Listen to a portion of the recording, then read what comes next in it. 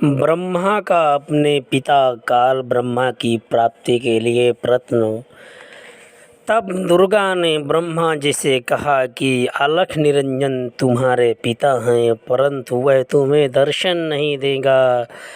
ब्रह्मा ने कहा कि मैं दर्शन करके ही लौटूंगा। माता ने पूछा कि यदि तुझे दर्शन नहीं हुए तो क्या करेगा। ब्रह्मा ने कहा, मैं प्रतिज्ञा करता हूँ, यदि पिता के दर्शन नहीं हुए तो मैं आपके समक्ष नहीं आऊँगा। यह कहकर ब्रह्मा जी व्याकुल होकर उत्तर दिशा की तरफ चल दिए, जहाँ अंधेरा ही अंधेरा था। वहाँ ब्रह्मा ने 4 युग तक ध्यान लगाया, परंतु कुछ भी प्राप्त नहीं हुआ। काल ने आकाशवाणी की, दुर्गा सृष्टि रचना क्यों नहीं की।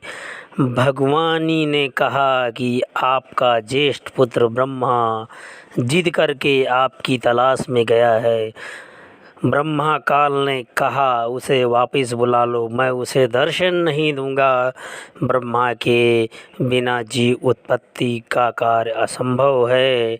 तब दुर्गा प्रकृति ने अपने शब्द शक्ति से गायत्री नाम की लड़की उत्पन्न की तथा उसे ब्रह्मा जी को लौटा लाने को कहा।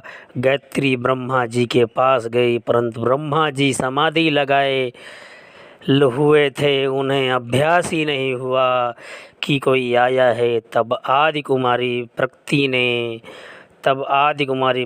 ने गायत्री को ध्यान द्वारा बताया कि इसके चरण स्पर्श कर।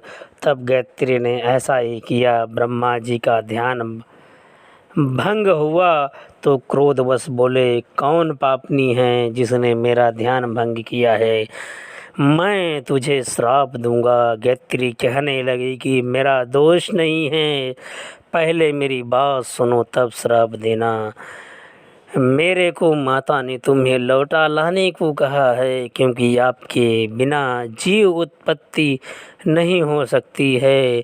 ब्रह्मा ने कहा, मैं कैसे जाऊं, पिताजी के दर्शन नहीं हुए, ऐसे जाऊंगा तो मेरा उपहास होगा। यदि आप माताजी के समक्ष यह कह दें कि ब्रह्मा ने पिता ज्योति निरंजन के दर्शन हुए हैं, मैंने अपनी आँखों से देखा है, तो मैं आपके साथ चलूं। तब गायत्री ने कहा, आप मेरे साथ संभोग करेंगे तो मैं आपकी झूठी साक्षी गवाही भरूंगी। तब ब्रह्मा ने सोचा, पिता के दर्शन नहीं हुए, वैसे जाऊंगा तो माता के सामने शर्म लगेगी और कोई चारा नहीं दिखाई देता। फिर गायत्री के साथ रति क्रिया किया।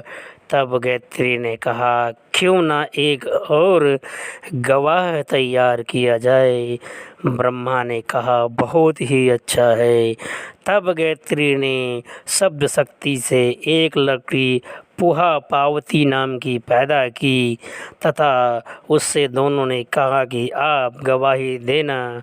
ब्रह्मा ने पिता के दर्शन किए हैं। तब पुपावती ने कहा, मैं झूठ क्यों गवाही दूं, यदि आप ब्रह्मा मेरे से रति क्रिया करें तो गवाही दे सकती हूँ। ब्रह्मा ने गायत्री ने ब्रह्मा को समझाया, उकसाया कि और कोई चारा नहीं है। तब ब्रह्मा ने पुपावती के साथ रति क्रिया किया तो वो तीनों मिलकर आदि माया प्रकृति के पास गए।